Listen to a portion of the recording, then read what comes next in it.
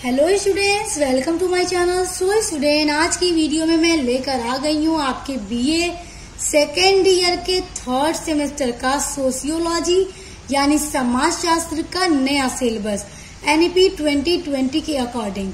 तो देखिए स्टूडेंट्स, जो आपका थर्ड सेमेस्टर में आपको जो समाजशास्त्र पढ़ना है वो है social change and social movement in India, यानी भारत में सामाजिक परिवर्तन एवं सामाजिक आंदोलन। ये आपके समाजशास्त्र का टाइटल है जो कि आपको अपने सेकेंड ईयर के थर्ड सेमेस्टर में पढ़ना है। सो स्टूडेंट्स, देखिए आज की वीडियो में मैं आपको आपके समाजशास्त्र का पूरा सिलेबस बताऊंगी कि आपको क्या क्या पढ़ना है। सिलेबस बताने के बाद मैं बहुत जल्दी आपकी थर्ड सेमेस्टर सोशियोलॉजी की क्लास भी स्टार्ट कर दूंगी। और उसके अलावा अगर आप थर्ड सेमेस्टर में इंग्लिश लिटरेचर पढ़ते हैं तो जल्द ही मैं उसकी भी क्लास स्टार्ट करने वाली हूँ, क्योंकि उसका सिलेबस जो नया आपका एनईपी 2020 के अकॉर्डिंग है वो ऑलरेडी मैंने अपने चैनल पर अपलोड कर दिया है। जिस तरह से मैंने आपके इंग्लिश लिटरेचर और सोशियोलॉजी का फर्स्ट एंड सेकेंड दोनों सेमेस्टर का पूरा यूनिट्स कंप्लीट करवाया है, ठीक उसी तरह अब आपके थर्ड सेमेस्टर का भी करवाऊंगी। तो चलिए आइए पहले समझ लीजिए और जान लीजिए कि आपको अपने थर्ड सेमेस्टर के समाजशास्त्र में कितने टॉपिक्स और क्या क्या चीजें पढ़नी है। तो आ जाइए अपने यूनिट नंबर 1 पर।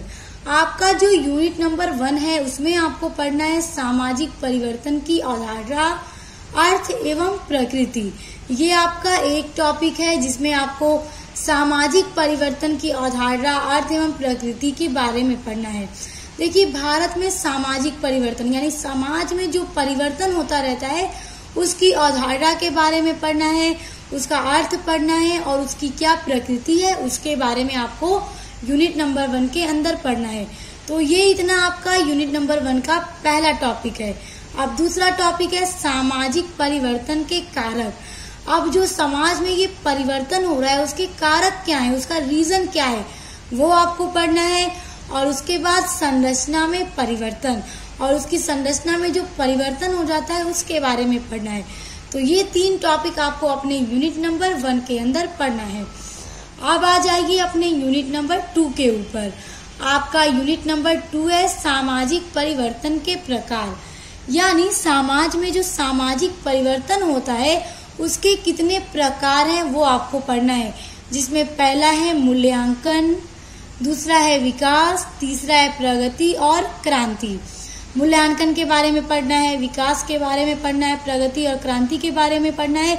और ये सभी एक सामाजिक परिवर्तन के प्रकार हैं जिनके बारे में आपको यूनिट नंबर 2 के अंदर पढ़ना है। अब आ जाइए यूनिट नंबर 3 पर। तो आपका यूनिट नंबर 3 है सामाजिक परिवर्तन के सिद्धांत। सामाजिक परिवर्तन के क्या सिद्धांत हैं? तो देखिए, रैखिक व चक्रीय सिद्धांत के बारे में आपको अपने यूनिट नंबर 3 के अंदर पढ़ना है। सभी चीजें आपको सामाजिक परिवर्तन के बारे में ही पढ़ना है, क्योंकि आपके समाजशास्त्र का टाइटल ही है भारत समाज में सामाजिक परिवर्तन एवं सामाजिक आंदोलन। स्टूडेंट्स, अब देखिए आपका यूनिट नंबर 4। यूनिट नंबर 4 में आपको पढ़ना है भारत में सामाजिक परिवर्तन की प्रक्रियाएं, यानी भारत में जो सामाजिक परिवर्तन हो रहा है उसकी क्या क्या प्रक्रियाएं हैं, जैसे संस्कृतिकरण, पश्चिमीकरण, आधुनिकीकरण, संकीर्णता और सार्वभौमिकता।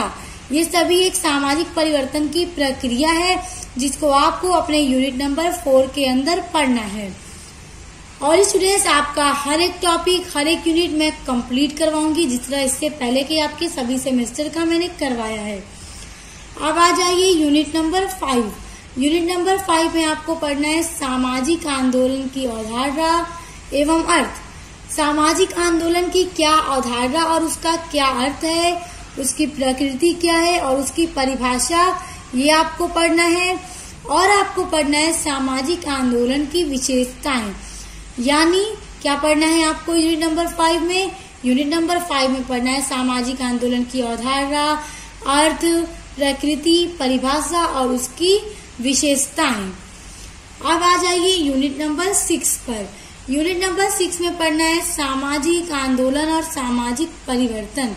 सामाजिक आंदोलन और सामाजिक परिवर्तन, ये दोनों अब आपको दोनों यूनिट नंबर 6 के अंदर पढ़ना है, जिसमें आपको पढ़ना है सामाजिक आंदोलन के प्रकार, सुधार विद्रोह, पुनरुद्धार क्रांति, विद्रोह प्रति आंदोलन, ये सभी टॉपिक आपको अपने यूनिट नंबर 6 के अंदर पढ़ना है। उसके बाद है आपका यूनिट नंबर 7। यूनिट नंबर 7 में आपको पढ़ना है सामाजिक आंदोलन के सिद्धांत। जिस तरह आपको यूनिट नंबर 3 में सामाजिक परिवर्तन के सिद्धांत पढ़ना है, उसी तरह आपको अपने यूनिट नंबर 7 के अंदर सामाजिक आंदोलन के सिद्धांत के बारे में पढ़ना है, जैसे संरचनात्मक, कार्यात्मक और मार्क्सवादी सिद्धांत।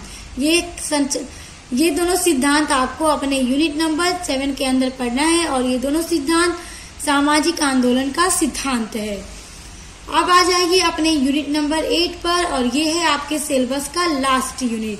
तो आपको अपने यूनिट नंबर 8 में पढ़ना है भारत में सामाजिक आंदोलन, जिसमें आपको पढ़ना है किसान आंदोलन के बारे में, मजदूर आंदोलन के बारे में, दलित आंदोलन, महिला आंदोलन, पर्यावरण आंदोलन।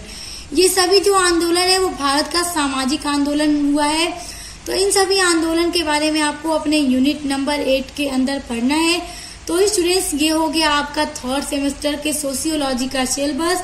आई होप कि आपको अब ये पता चल गया है कि आपको अपने 3rd सेमेस्टर के सोशियोलॉजी में कितने यूनिट्स पढ़ना है, कौन कौन सी चीजें पढ़नी है। यूनिट्स तो आपको हर हाल में 8 यूनिट्स ही पढ़नी है, बस आपके सिलेबस में टॉपिक चेंज होते हैं। तो अब ये सारे आपके टॉपिक हैं जो आपको पढ़ना है और इन सभी को मैं कंप्लीट करवाऊंगी। तो इन सभी को पढ़ने के लिए आप मेरे चैनल को सब्सक्राइब करके बेल आइकन को प्रेस कर लीजिए और अपने सभी फ्रेंड्स को भी शेयर कर दीजिएगा, ताकि जो भी स्टूडेंट्स पढ़ना चाहते हैं वो यहाँ से अपने सभी यूनिट्स को पढ़ सकें। तो अब मिलते हैं नेक्स्ट वीडियो के साथ।